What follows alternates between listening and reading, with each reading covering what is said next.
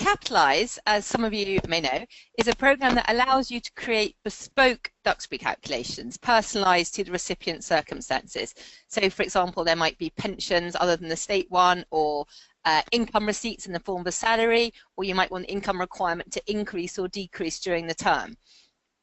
Okay, so once you are logged in, and you can see that you are, on the top right, you can see that your name is there, your email address is there, you would click Continue to Cases, and here you can see a list of cases that you've either created or that you have linked to linked users. Now, we'll come back to that later. Don't worry about that at the moment. But you'll see a list of cases I have created here. Okay, let's create a simple new case, which I'll create the case by clicking on the Add button. And I would enter the name of the recipient here.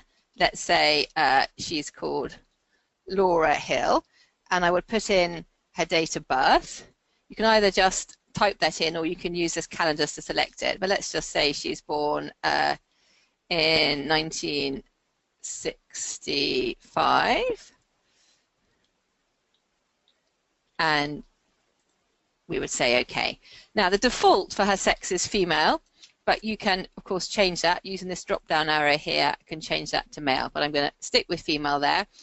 Capitalise has worked out her correct state pension age, which for a female of that age is 67, and it's popped that in.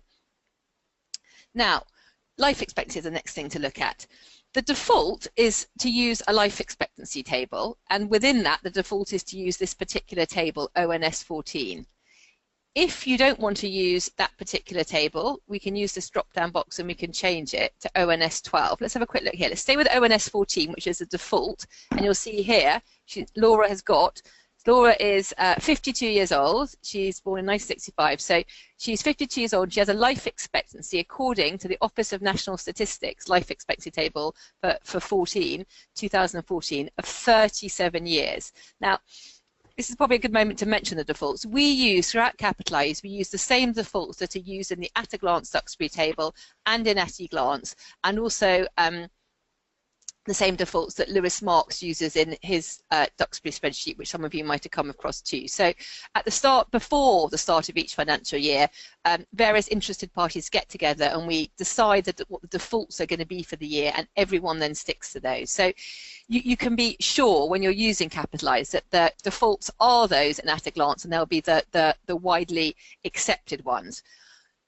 Doesn't mean you can't move them. Of course, you can always change them. So if for some reason you want to change Laura's life expectancy, you can either choose a different table.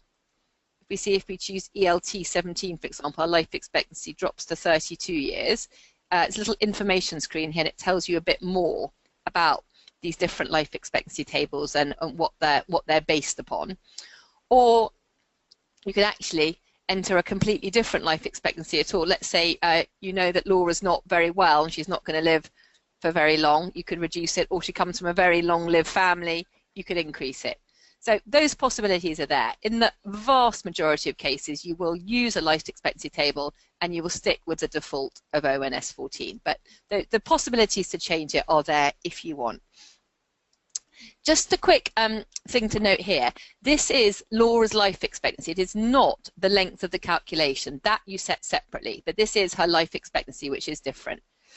Okay, so we've set up a case where we've got Laura, who's a female, born in 65, she's age 52, therefore she's got a state pension age of 67, and she has a life expectancy using the default ONS 14 of 37 years.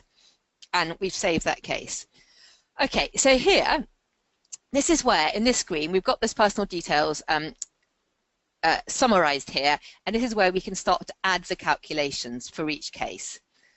Right, so to quickly show you this, by the way, if you realize you've made a mistake when you've entered Laura's details, this whenever you see this pencil button in Capitalise, that's edit. So as we did before, to add a new case, the plus is to add and the pencil sign is to edit. So if I want to change something about Laura's personal details, I would click on that. That takes me back into that screen, and then I could change her birthday, for example. Okay, so we've got Laura's personal details set up, and we now want to start adding calculations. Right, we're going to start with a really simple one. So I'm going to add a description here. You can type in anything you want here. You can leave it just as calculation, or you can type in as much or as little information as you wish. This will appear on your reports later. I find it quite useful to put in a description here, because it does actually, especially if you're building up multiple calculations, if you have a description here, it's quite useful to be able to see the differentials between different options. So up to you, but you do use that description box if you want to. Now we're going to leave this as a straightforward at-a-glance Duxbury table type calculation. So we're going to say it's a conventional calculation. Now you probably all know this, but a conventional calculation works from an income requirement, from a given income requirement, and it works out what capital sum is needed to provide that. If we did change that, which we'll show you one of these later, if we did change those to a reverse calculation, what happens in a reverse calculation is that you enter a capital sum, and then you work from that capital sum to see what income requirement that provides. But we're going to do a straightforward conventional calculation here. We're going to leave the calculation duration as life. Again, that's the default. You can change that if you want, but we're going to leave it to life in this instance, and we're not going to change any of these defaults or additional options here. We're just going to accept these standard ones. But I just want to show you here, under state pension at the bottom, it says new state pension, yes.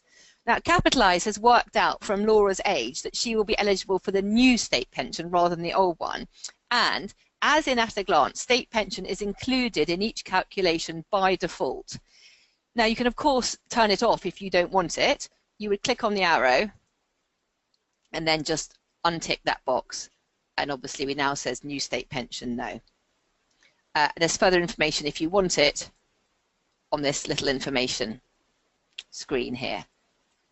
I'm going to close it down. I'm going to go back, go back to the original defaults, and I am going to keep the state pension included. Okay, I'm going to save that calculation. Right.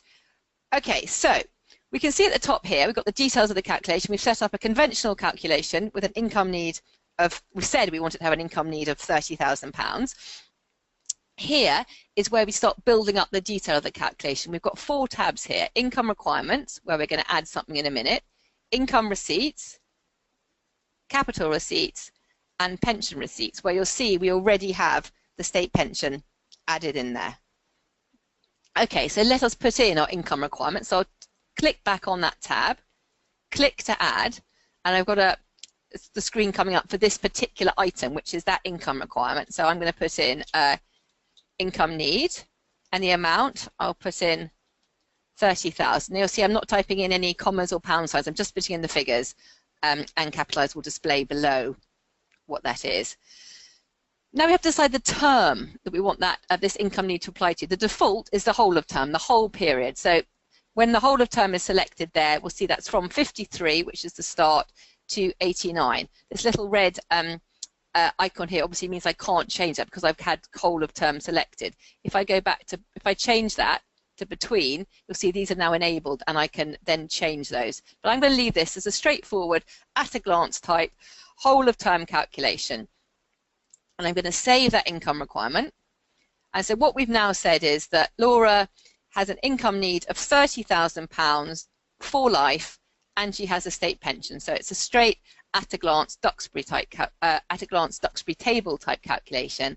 And I'm now going to hit calculate, and you'll see here we get an answer of just over 519,000.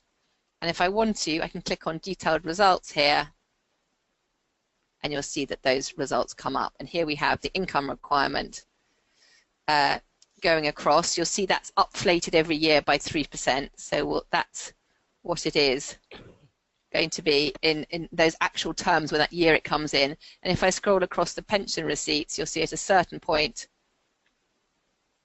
keep scrolling across, Laura's pension will start to come in. Okay, so let's go back to that case here. Okay, so we've got a case here.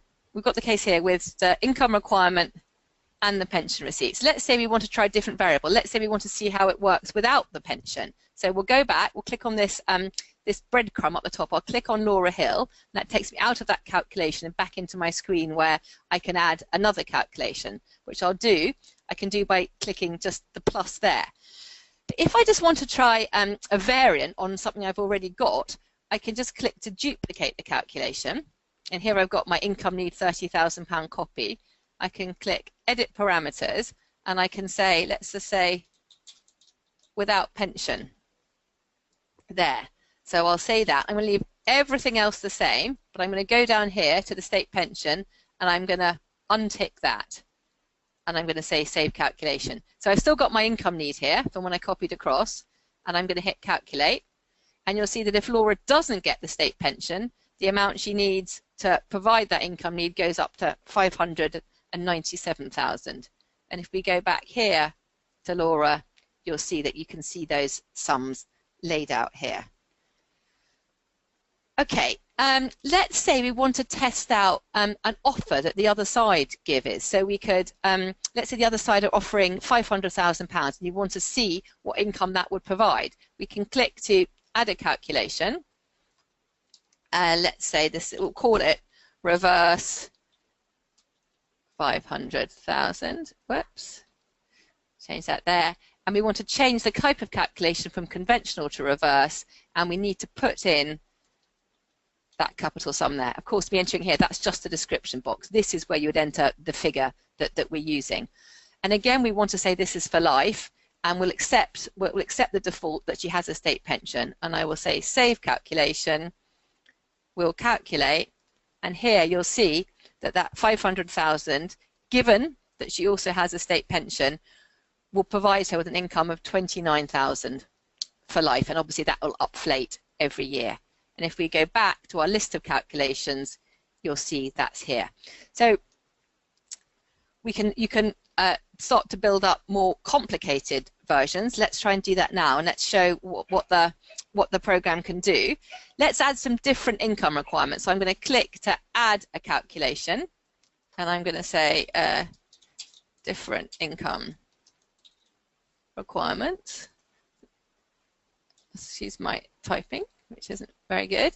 Okay, and I'm going to leave this as conventional calculation. I'm going to leave it for life. I'm going to leave the state pension, so we're accepting all those defaults, and I'm going to say okay. But what I'm going to do here, when I add my income requirement, I'm going to say, let's say income need. I'm going to say, let's put in our 30,000, but let's say we want to have a step down or a step up. So within one income requirement, you can have one step down or step up. And you'd use that by using this increase decrease. So what I'm going to say is I want this to be for the whole of the term, £30,000 for the whole of the term, like before, but actually I want to decrease that by 20% in 10 years when the youngest child leaves home. So I'm building that step into that one income requirement, and I'm going to save that there.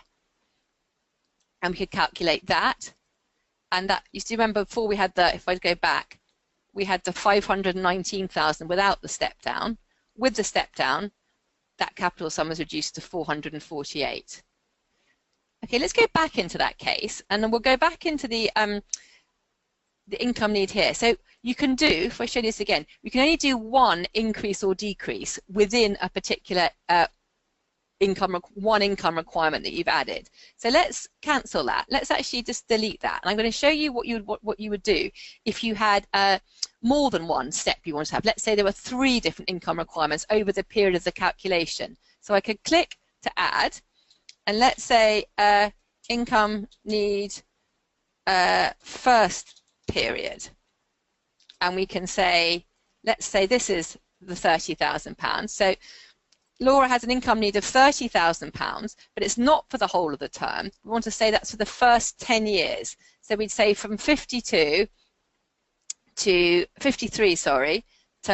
62. While we're talking about ages, let me just quickly mention here. Now, we said that Laura's 52. You might think, why is everything starting from 53? The answer is because Capitalise has to work in whole years. So she's 52 now, but for the tax and for everything to be calculated, it's on a whole year basis. So Capitalise always starts for the first full year. If ever you're slightly unsure about how it's been, anything like that within Capitalise, there's some quite useful help. If we go to Tools and Help and then choose Help, you can see here, we can go to Legal and Methodological Explanations, and there's something here on time conventions, and it will tell you about that. Sorry, a bit of an aside, but just to let you know that if ever you're slightly confused, do use the help. It is quite useful, and it will tell you where you are. Okay, let's go back to Laura, and let's go back to her different income requirements. And I didn't save that, so we'll go and we'll add it again. Income need period 1, and we're going to say £30,000, and we're going to choose between, not whole of term, and we're going to say from 53 to 62, and we're going to say save. Okay, now we're going to add another one. We're going to say income need period 2, and let's say this is when it's going to reduce to £20,000. Again, I'm choosing between, and here I want to say from 63 to 72. For the next 10 years, she has an income requirement of £20,000, and I will save that. And then I can add another one, income need period 3, and let's say it then reduces to £15,000 between 73, and we'll leave that to the end of the term, and I can save that. So I've built these different steps in. If we go back and we edit it, and you'll see it's just playing with this between button. You can set the term you want there. What you can't do, of course, is you can't go over the term. If I say till she's 92, when I try and save it, it will tell me that that's she's, you know, that's not possible because she will be dead by then, theoretically. So we'll change that back to 89, and you can do that. Okay, the other thing you could do in income requirements, if you want to, is you can add things that aren't needed every year, but that happen occasionally. So if let's go here, let's say, for example, Laura needs a new car. That new car is going to cost £15,000, and we'll leave that for the whole of term for the moment. She doesn't need it every year, unlike the income need, which is something that's every year. She doesn't need it every year. She only needs a new car every 5 years. So that's when I would use this every button here, and I would add that in, and I could save that income requirement. And just showing you again how this whole period thing works. Of course, you could, if you wanted to, choose between, and you could play with that term. You say, well, actually, she's got a new car now, so she doesn't need a new one for another few years. And actually, the car she gets when she's 80 will last her till the end. I mean, I'm making obviously a slightly silly example here, but just to show you how specific you can be using these period buttons if you want to.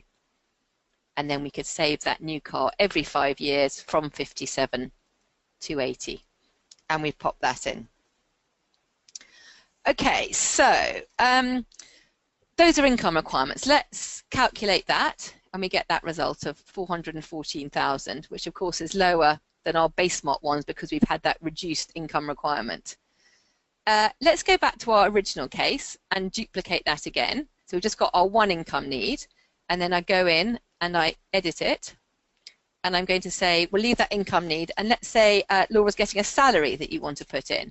So we'll say income need plus salary. We're still leaving this as a conventional calculation for life, and I'm going to save that. And then we're going to go, so you see we've got our income need there. We're going to go into this income receipts tab, and we're going to add something there. Now, you can put various types of income receipts in here. We're going to say this is a salary, and we're going to say Laura gets £12,000 a year from a part-time job. Now you'll see, unlike income requirements where the default was the whole of term, the default here is between. It's defaulted from the start of the term to her state pension age. Now, of course, you can change that. You'll say, actually, she's only planning to work till she's 62 or whatever. But the default, what Capitalise tries and does is it makes the most likely assumption for a particular thing. So an income requirement, the most likely assumption is it will be for the whole term. An income receipt, the most likely assumption is that it's earned income, and therefore it will be over your her working lifetime. But that can always be changed. Now, you'll see the default here. It's worth noting. If I tick that and we see the thing, see these options here. The default is that income is taxable and it's not from savings. If it's taxable from savings, you would tick that box. If it is not taxable at all, you would untick that box. But the default is it's a straightforward taxable non-savings income, though that can of course be changed. But let's just leave that there.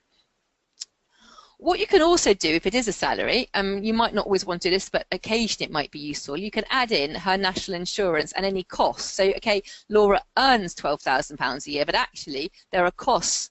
And by the way, these always gross figures you should enter in Capitalise, because everything, the tax is obviously all calculated for you. We'll have a look at those results, the results in a minute showing that. So always be enter gross figures in there.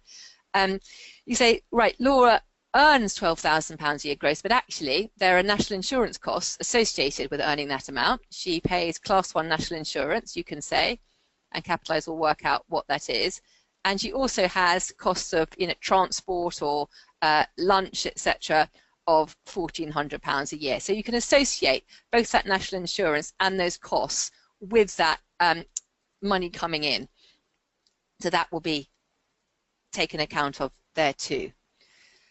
We can add a different type of income receipts. Let's say this is dividend income, and I could pop that in of, let's say Laura gets £2,000 a year for that, and that will be for the whole of the term. She gets it now and she will be getting it till the end of the period.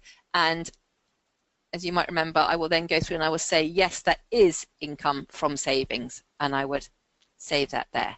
We're looking here at the results of this particular calculation, which is the salary of £30,000 and the income need of £30,000 and Laura's salary of £12,000. So in these results here, and this ties in with me mentioning about entering figures, entering gross figures. The way it works here, you'll see, if we just look at this report, you'll see this is the data we've entered. So we've got the income requirement coming in, we've got her savings income, and we've got her non-saving income, her earned income. This is the answer, the capital sum at the start of the year. And if we go down, let's just go, if we go across to the end of, let's go down and go across to the end of the term. So when Laura is expected, poor Laura, when Laura's expected to die, which if I just scroll up and see is in year 37 when she's 89, if we scroll down here, we'll see that the capital carried forward is 0. Let's just scroll up a bit there so you can see it on the screen. So the end of the term, when she's expected to die, we've got the capital carried forward as 0. So we've gone from that, the initial lump sum down to 0. That's how it works. And if we scroll back across again, let's go back to the start of the term, and you'll see here. So here's the money coming in. This is the start. This is the initial lump sum of 410,000. And the way it works is that if it's just scroll this down a bit here so we can all see that the calculation detail here. We start with that figure, and then tax is worked out on all these sums throughout the year according on what she's put in. So this sum will sort of come down here, scroll down here. Here you'll see the various tax. So this is her tax allowance, and then these are the various bands of tax she pays. This is the capital gains tax. And then it carries on to the next year and up and down. And to answer David's point, of course, this is the current personal allowance. And what we've done here is we've just assumed that we've had to obviously assume that it's the same amount that gets upflated by 3% every year.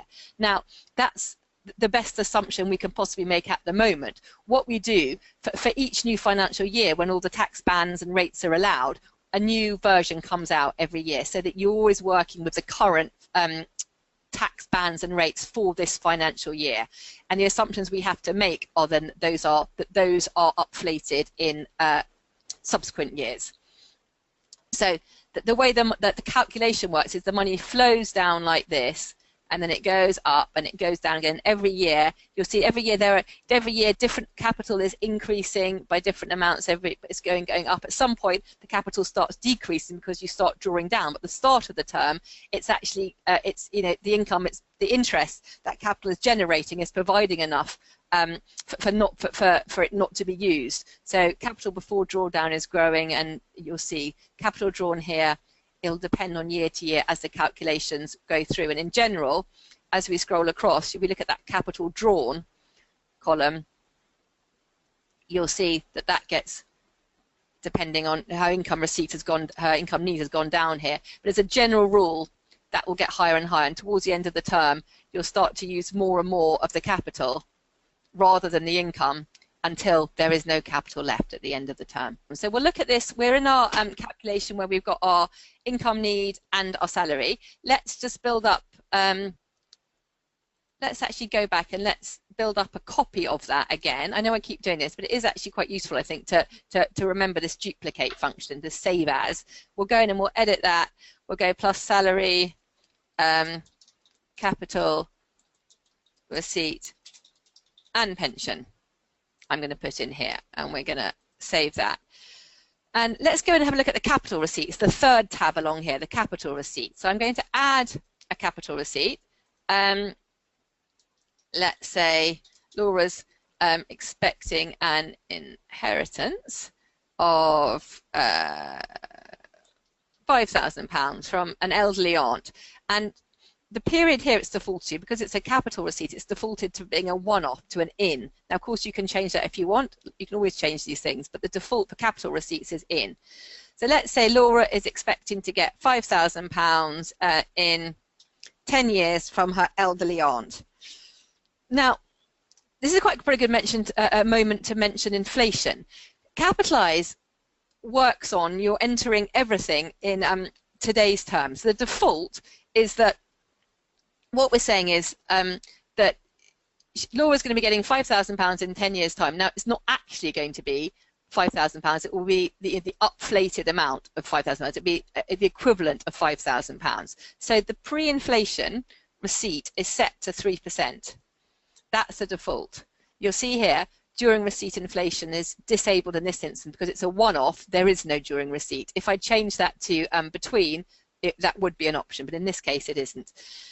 But let's say that in fact we know it's a very odd type of inheritance, and we know that when Laura is 63, she will actually get into her bank account £5,000. It won't be, it won't be that amount upflated. It will be £5,000. And obviously this example applies to many other entries. But if that's the case, you wouldn't want that pre-receipt inflation to be 3%. You'd want it to be 0. So if you're entering an amount that will in the future be the actual amount that is received or needed or whatever it is, you'd want to save that pre-receipt inflation to 0. So by doing that and I click save, Laura will actually be getting £5,000, not £5,000 upflated over 3 years. Okay, the fourth category we've got here is pension receipts. We've already got our state pension. You'll see I can't delete that. There's nothing in that button.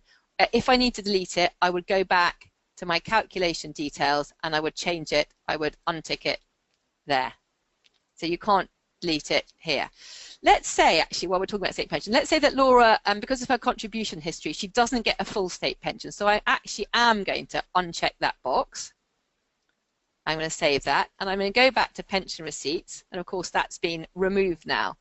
And what I'm going to add in is I'm going to add in a partial state pension, or I could have said reduced state pension would probably be better, but let's just say partial state pension of, and you've worked it out from her contribution history. You've got information that you know she's going to be getting £2,000 a year from the start of her state pension to the end of the term, and you would add that. So the default system entry is always either the full old state pension or the full new state pension. If it's a reduced state pension, you would need to add that yourself manually. Find out what the correct amount is and add that yourself manually. Of course, something else you might want to add in pension receipts is a private or occupational pension. So let's put that in, and let's say Laura's going to get £4,000. Again, the default for pension obviously is from her state pension age to the end of the term, but let's say this private pension is actually going to start paying when she's 61, and you would pop that in there. I'm not going to change in those inflation ones, but just to show you as before, you always can if you want to, both pre-receipt and during receipt for this one, because it's over obviously a period of over a term. It's not a one-off like that capital receipt we looked at. I'm going to save that pension receipt, and you'll see we've got that too. So we can go through here adding in as many income requirements, as many income receipts, capital receipts, or pension receipts as we need to. Okay, so, and we can then calculate that. And if we go back, of course, you can also work out a reverse calculation based on that. Let me show you. So in this, we've now got, in this particular example, we've got salary, dividend income, we've got capital receipts, and we've got pension receipts. we have got an income requirement of £30,000, but let's say that's what we want to calculate. We would go back to our list of different calculations for Laura, and we would duplicate this one here, go in to the thing and edit our description, and let's say reverse. Let's do our £500,000 again. Reverse £500,000, but we're going to include the salary, the capital receipts, and the pension. Now, as I'm sure you've all picked up by now, I'll change that conventional to reverse, and here in my capital sum, I would put in the £500,000 there. So I've done that, and we're going to save that for life.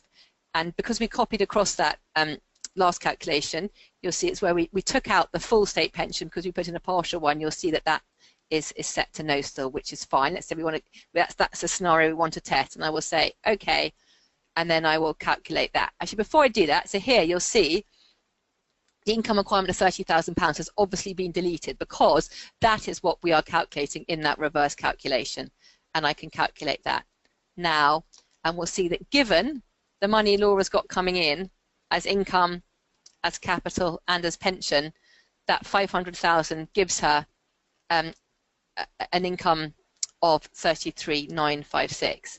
Now, while we're here, let me show you something else you can do in a reverse calculation. We saw in a conventional calculation how you can do a step up or a step down within an income requirement. You can also do that in a reverse calculation. So if I click here, I want to enter a stepped income requirement. What I want to say, I can do this in different ways, the steps. I can either say I want to specify a percentage increase or decrease in Laura's income. Now, remember, in a reverse calculation, we don't know what the income requirement is. That is what we're calculating. But let me say that actually, what I want to do is from when she's 63 to the end of the term, which is when she's 89, I want to decrease that income. I don't know what it is, but whatever it is, I want to decrease it by 20%. So I want to work out this income requirement, but I want it to be a step down within that period. And I can save that step and calculate again. And here you'll see that Laura's initial income until the step down has gone up to 38,652. And you'll see here it's decreasing from 63 at age 20. Now, at the moment, you can only do one step up or down in a reverse calculation. Someone asked me yesterday, in fact, if we were able to do more. And the answer is, I'm not entirely sure. In old Capitalise, you could only ever do one, and that's what we've put into this new version of Capitalise. I'm not sure if there's a mathematical reason why we can only do one. I can't see that there would be, but I have asked various interested parties, the developer and also Lewis Marks, QC, who's very adept with the Capitalise and Duxbury calculations. If we can put in further step up and down in reverse calculation, we will put that in. At the moment you can only do one, but we are looking to see if you can do more. Okay, let's go back to Laura, and I want to show you a couple of other things we can do within the calculations. I know there's an awful lot of things here. Let's have a look at periods other than life. Let's go back into this original calculation, and we're going to edit it there. All the calculations I've done so far, we said the calculation duration is for life. Let's try out here. Let's say it's not. Let's say we actually want to do a calculation for a specified duration. We only want to provide Laura with £30,000 until the youngest child leaves home, and that is in 15 years' time. So we're changing the term of the calculation, not Laura's life expectancy, but the term of the calculation to 15 years, and I'm saving that. And then if we calculate there, you'll see that to provide Laura with £30,000 for 15 years, given that she has a state pension, which might come in at some point of that, it might not, I can't remember, you know, exactly when it kicks in, that gives us a capital sum of 332. And you'll see here it specifies the calculation. So if we go back, you'll see here, just to remind you, change life to specified duration and then say how long you want it to be there. What of course you can't do is you can't make it longer than her life expectancy. It will stop that. So the specified duration can of course, if you want it to be the same, but that's, you know, it's life, but you would use that if you wanted to make it a shorter term than you would for life. Okay, let's just change that back to our original calculation here for life. Let's look at some other advanced options, as it were, here. This one's quite interesting, preserving capital. Now, as we saw when we looked at the defaults there, looked at the reports for Capitalise, the way a Duxbury calculation conventionally tends to work, whether it's conventional or reverse calculation, is that at the end of the term, all the money has been used up. That was, that's the idea behind the whole methodology of it. So at the end of the term, the money is all gone. It's just enough to provide her with the income. I keep saying her, but in this case it is Laura. Provide the recipient with the income they need, and it ends. The sum ends as the term ends. Now, that might be how you want to do it, but in some cases you might want to give some of the capital back. You might want to preserve the capital, and Capitalise allows you to do that here. We can tick that you want to preserve that capital. So whatever, in this case, whatever the capital sum needed to provide Laura with £30,000 is, let's say we want either £100,000 of it to be left at the end of the term, or we want 50% of it to be left at the end of the term. If we save that, we can calculate it, and you'll see that brings the result up obviously, because we're not able to live off, we're not able to pull down all the capital all the time. We have to keep some of it. And if we go back into that calculation again, let's click here to edit it, we can say actually we want that capital to be inflated. So we don't just want 50% in today's term to be handed back, we actually want that to be inflated and for that to be handed back. And if I say OK, and I calculate again, you'll see that sum has now gone up to 603,000. So if that capital is to be handed back inflated, that's the sum that's needed. And in this case, what we're saying is that Laura will be given a capital sum of 603,000, but at the end of the term, there has to be, in today's terms, 300,000 just over to be handed back. So you need to be given back to the children or whatever. So you can play around with preserving the capital at the end of the term. Of course, the default is that it isn't preserved, it is used up, it is all used up, but that is actually quite useful and quite interesting to play with. I always think it's odd, if you don't inflate the capital, it's very odd, play around with it later, it's very odd how little it actually increases the capital sum needed, which is interesting. Other parameters we can change for the calculation if we want to is we can change the figures that work out the rate of return. So here you'll see these are the three components that work out the rate of return: inflation, income yield, and capital growth. Now, these are always set, as I said earlier, to the same as the at-a-glance defaults, at-a-glance, etc., etc.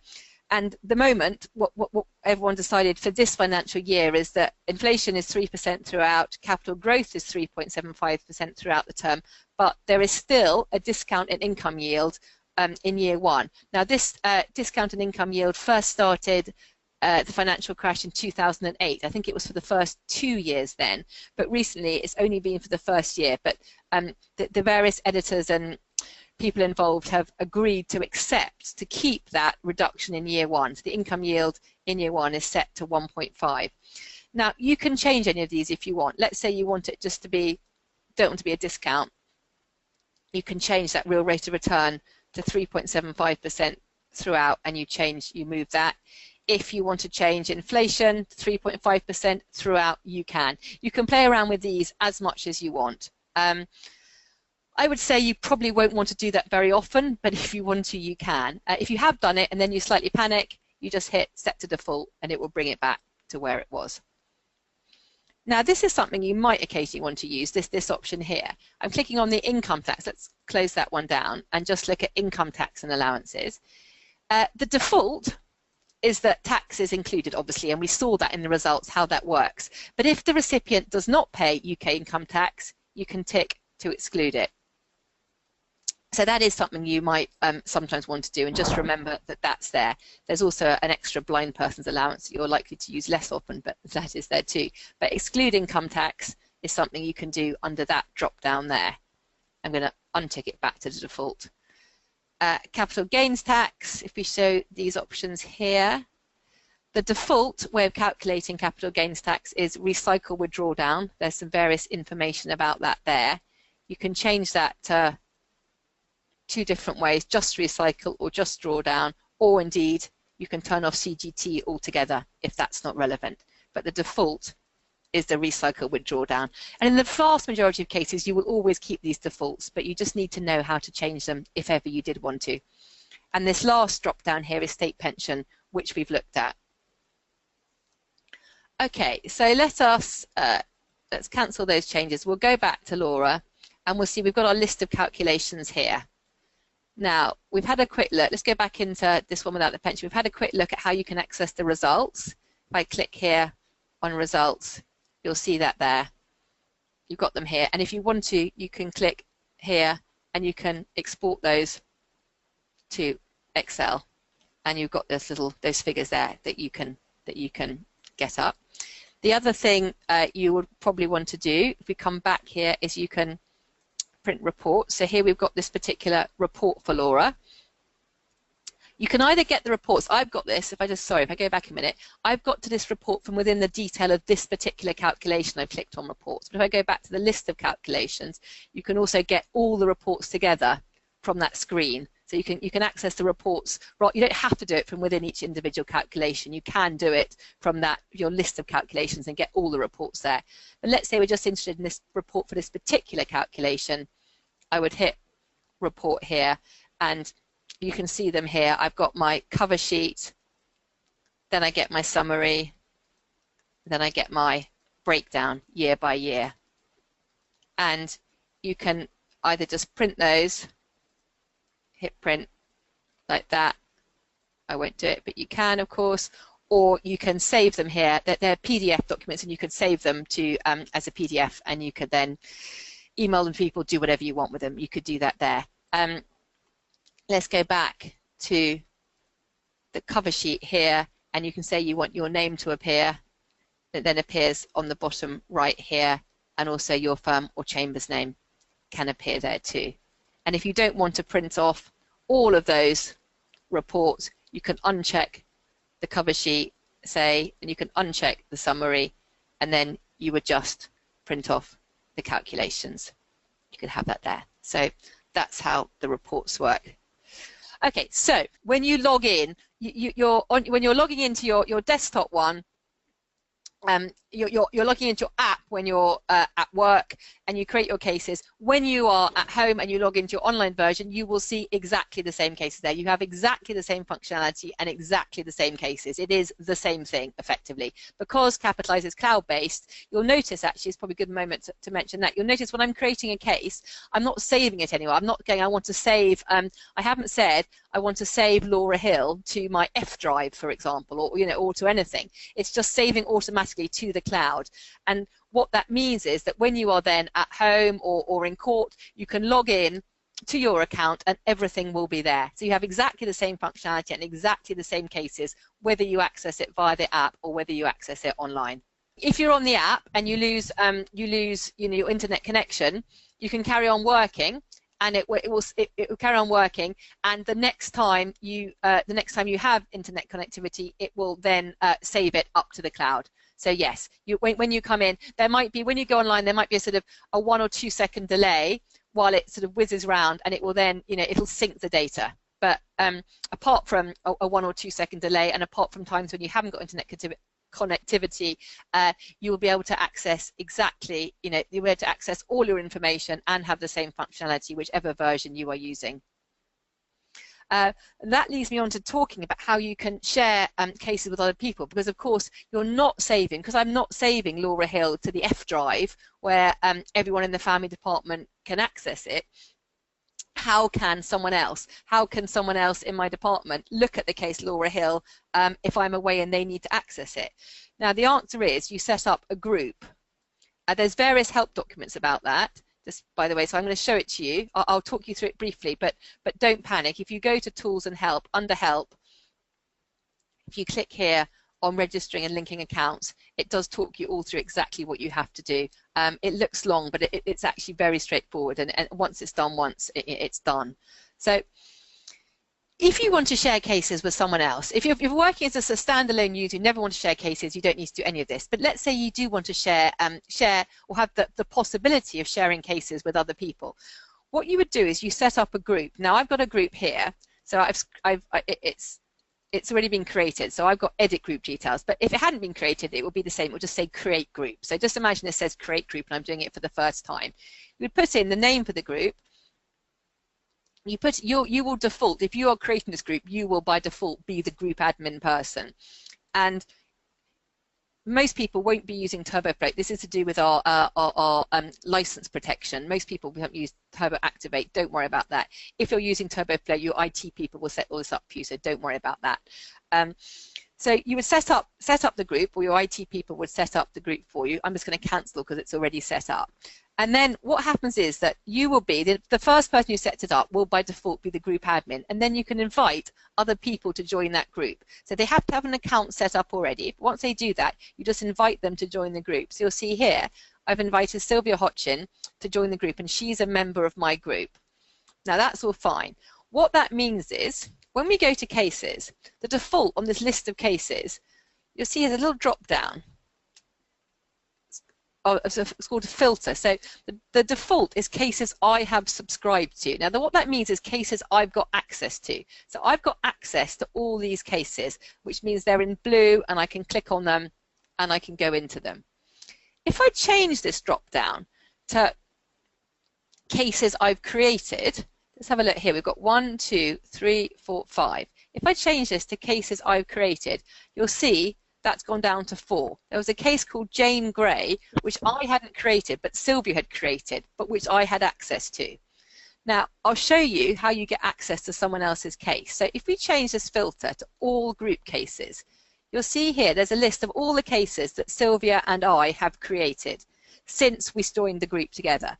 Now, most of these are in blue, which means I've got access to them. Jane Grey, which is the one I didn't create but Sylvia created, but which she's given me access to, you'll see is also in blue because I have access to it. However, I can't delete it. I didn't create it, so I can't delete it. Only Sylvia can ever delete that case. Now there's another case here, Anne Hamilton, which is in black. That's because Sylvia has created it and I haven't got access to it. I can't click on it. I can't go into it. If I want to look at the case Anne Hamilton, I want to access it, I have to request access to it.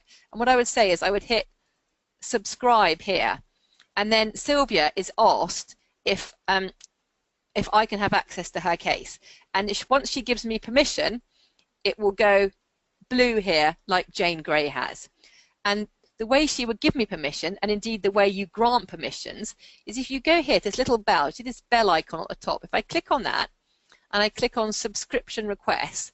I don't have any at the moment, but if I was Sylvia, it would say case recipient's name, Anne Hamilton, requester, Melissa Chapman, allow or remove request. She would just tick allow, and then in my cases list, Anne Hamilton would immediately go blue like Jane. I wouldn't be able to delete it, but I would have that permission.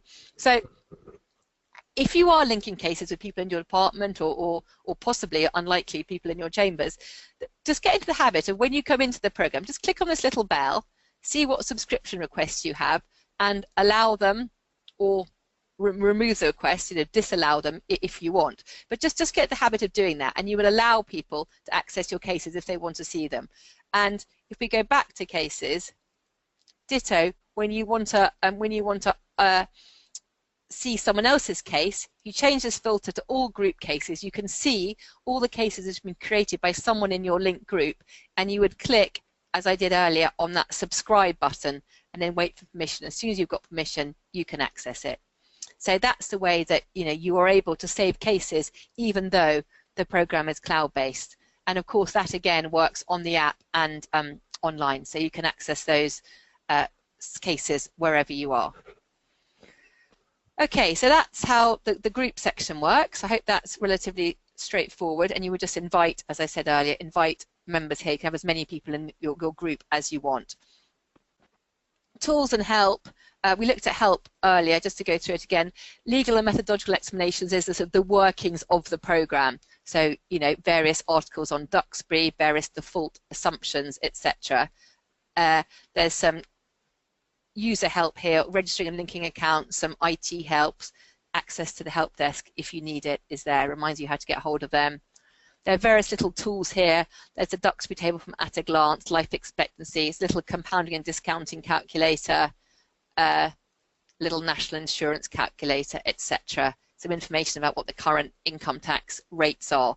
So you can always check what, if you're not sure about what rates are being applied by this version of the program, you could go to income tax and indeed to national insurance or capital gains tax there, and it would just show you what the rates are and what the defaults are. We go back to cases here, and you'll see you have your list of cases, which you can also, of course, order by the recipient's name or whether they're in a descending or ascending way.